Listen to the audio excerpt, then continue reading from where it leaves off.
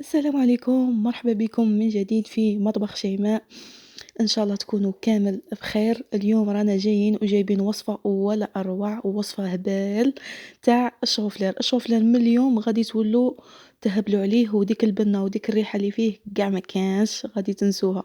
غراتان تاع شوفلير، جبنا راس تاع شوفلير، قلعنا له هذاك الحشيش تاعه، وقطعناه مرصويات على حسب الراس تاعه كيما راكم تشوفوا. وغليت الماء في سبيرة وزدت عليه الملح، ودرت الشوفلير تاعي يطيب. شد لي يا ربي واحد ربع ساعة ولا 20 دقيقة، ما تزيدوهاش باسكو غادي يتفتت لكم. ومن بعديها كنت موجدة الصوص تاعي، صوص بيشاميل.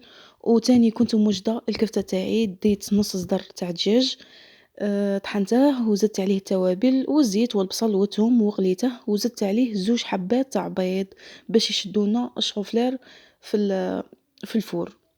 كيما راكم تشوفوا 2 حبات فقط، أنا باسكو درت غير نص راس تاع شوفلير، وزدت شوية معدنوس وقزبر، يعجبوني في لي غراتان بزاف يجو بنان.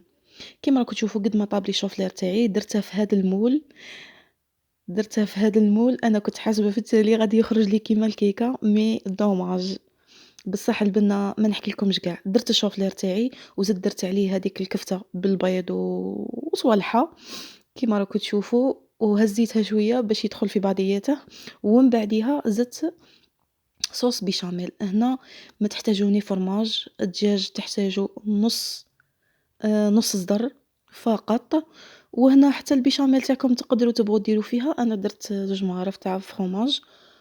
كيما راك تشوفوا هذه هي النتيجه، ونزيدو نهزو شويه باش يدخلوا المكونات في بعضياتهم. الفور تاعك تكوني محميته غايه الغايه، وتدخلي الكراتان هذا تاعك وتخليه يطيب يا ربي واحد 20 مينيت 25 مينيت يكون جاهز. وغادي نشوفوا النتيجه، واحد البنة والله غير ما شاء الله، ما شاء الله، هبال تاع الهبال. يادرا يادرا الشكل كي داير يادرا. انا كنت دايره تخرج لي كيما هاك يعني، ونقلبها باش تبان كيما الكيكه ونزيد مي دوماج. هذه هي، معليش ليسونسيال في البنه.